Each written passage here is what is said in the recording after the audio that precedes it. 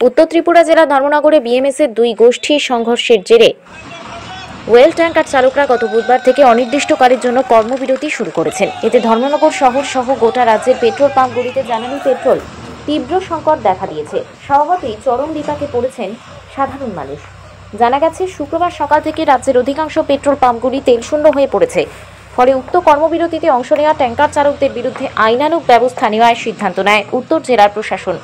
জেলা শাসকের নির্দেশে বাইকযোগে রাজ্যে পেট্রোপণ্যের যোগান স্বাভাবিক রাখতে তথা ধর্মনগর ডিপো থেকে পেট্রোপণ্য লোডিং আনলোডিং ও পরিবহনে বাধা প্রদানকারীদের বিরুদ্ধে 1980 ধারায় আইনানুগ ব্যবস্থা নেওয়া হবে বলে ঘোষণা করা হয়।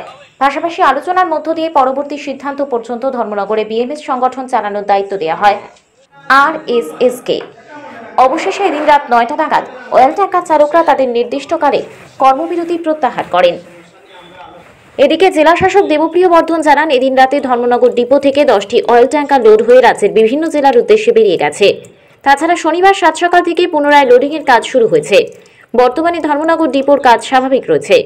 অপরদিকে এদিন দুপুরে বিএমএস এর জেলা কার্যালয়ে এক সাংবাদিক বৈঠকের মাধ্যমে বিএমএস জেলা কমিটির কনভেনার হিসেবে লিটন চন্দ্র নাথের নাম ঘোষণা করা হয়। লিটন চন্দ্র নাথ সংঘ পরিবারের একনিষ্ঠ সদস্য।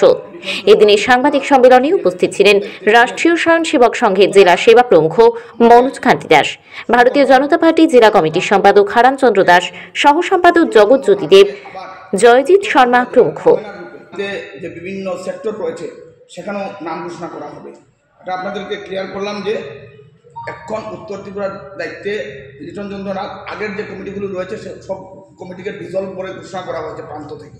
আমরা লিটন চন্দ্র নাথকে আমি মঞ্চে আসার জন্য কদমতলা থেকে ভানুচন্দ্রের রিপোর্ট, ত্রিপুরা পাইওনিয়ার।